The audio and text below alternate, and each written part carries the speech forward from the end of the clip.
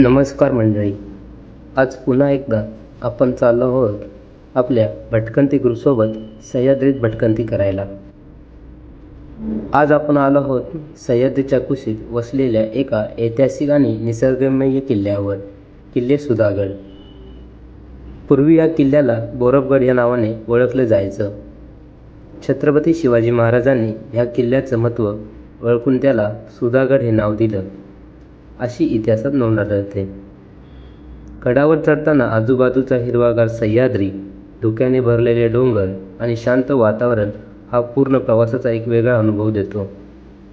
गडाची वाट काही ठिकाणी चढणीची आहे, पण आजूबाजूचा हिरवागार निसर्ग आणि सह्याद्रीचे सौंदर्य हा सगळा थकवा विसरायला लावतो.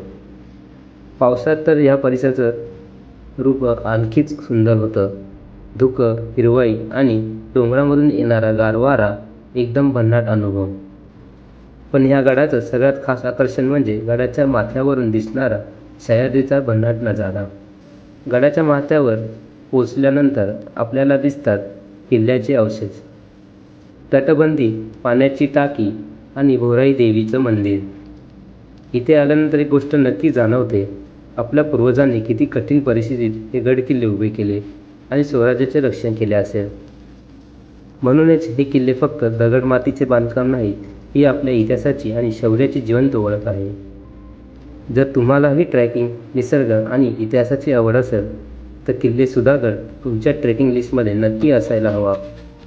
चला गड जपूया, इतिहास जपूया आणि आपला इतिहास सह्याद्री जपूया.